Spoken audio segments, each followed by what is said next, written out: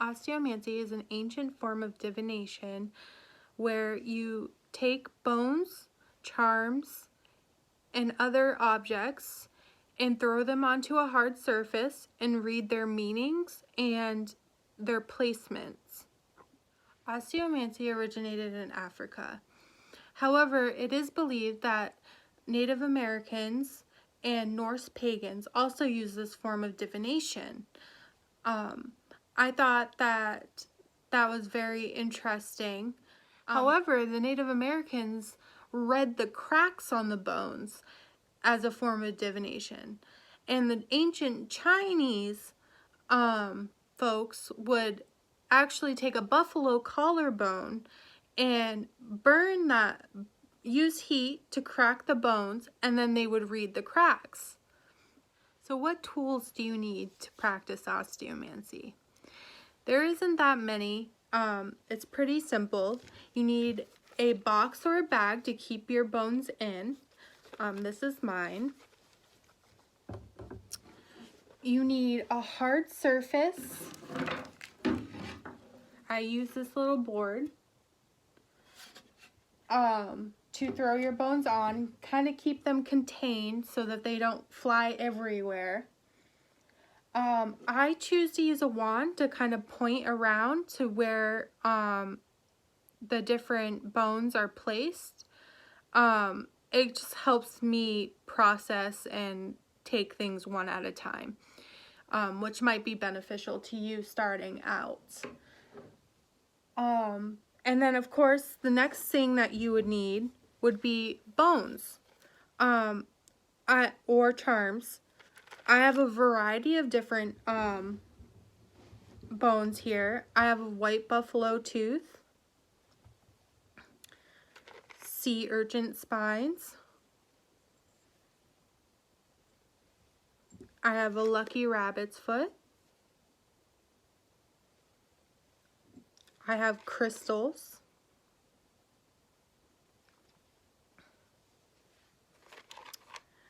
I have a sea bean, and more recently I got coyote molars and a muskrat jawbone. Now I've seen a lot of other osteomancy readers use bigger bones, which I think are interesting, but I personally like to have a lot of bones. Not too many where you can't like keep up with what they mean, but enough where they tell a story. They really give you what you need out of your question. And going on to that is,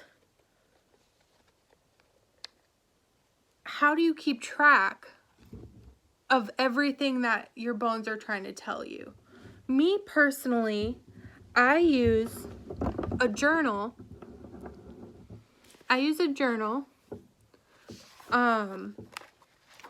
I have all the meanings written down, and I keep track of all of the different placements and how they landed and what they mean and how they correlate to my question. So there's one more thing that you could have but you don't really need. I had this little mat. It has different sayings on it, like the present, the past, ancestors, like if your ancestors are trying to give you a message, healing, and several other different types of things that where your bones land, you can correlate them to say they fell in the future. Okay, so I know that this is going to happen in the future. Okay, so how do you assign meaning to all of these bones? Well, I take them, I keep them in my hand, and I close my eyes, and I sit there with it for a little while. And slowly over my meditation, their meanings come to me. And no osteomancy set is going to be the same for everyone. You could have the same object as someone and it can mean something completely different than what is in your set. That's what I like so much about osteomancy, is there's no set in stone meaning to the bones. You can change the meanings if the meaning doesn't hold true to you anymore. So basically, this bone or deer antler basically means fertility or rebirth to me. But to you, it could mean something completely different. So it's very personalized practice. And I don't know, that's kind of what I like about it. I think that's what makes it fun.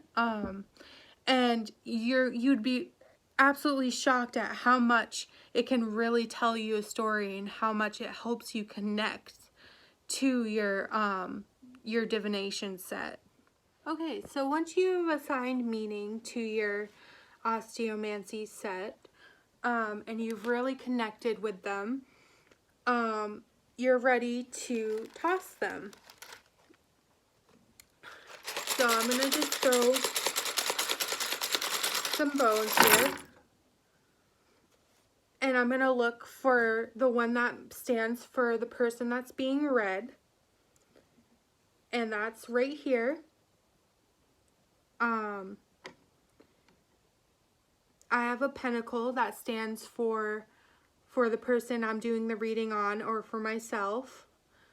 And then I see that in the present, I need a lot of protection. The root of my problem is that I make hasty decisions.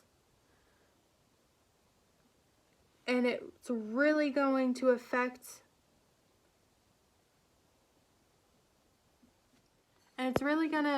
my peace, my contentment.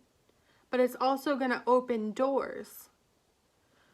So basically what I'm doing is I'm looking at the different wording on my mat and seeing where each item lands.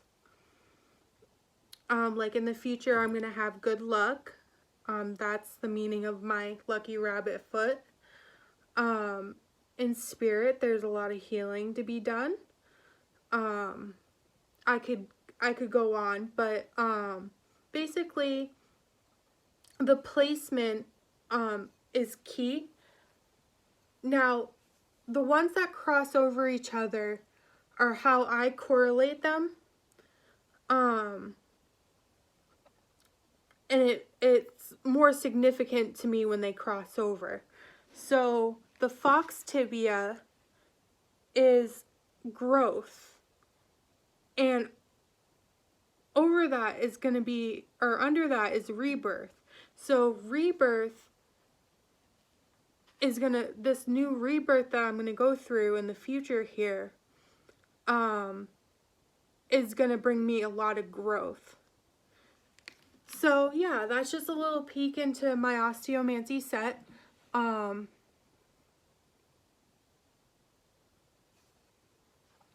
Hopefully it gives you an idea of how placement works. Now,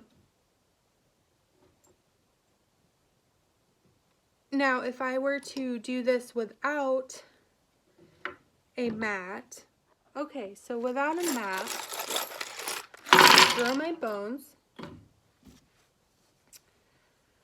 So right there, my self landed on top of shotgun decisions.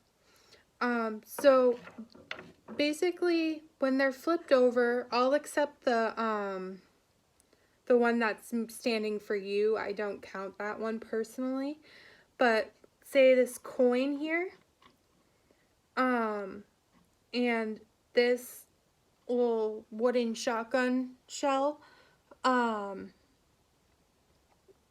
if they were to be upside down, they would have a separate meaning. But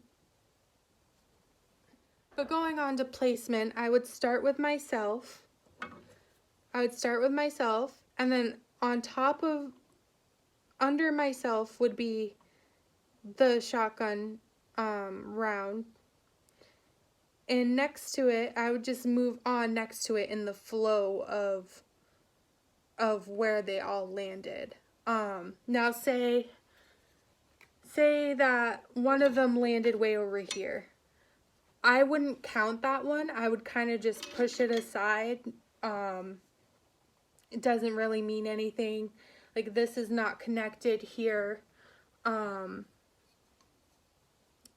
It looks like confrontation is going to affect my wisdom. Like, so I just like go around kind of. Like, this one's not really connected, so I could push it off to the side. And this one's close enough where I would count it. So that's kind of how like placement works. It's really up to the reader, but this is just how I do it.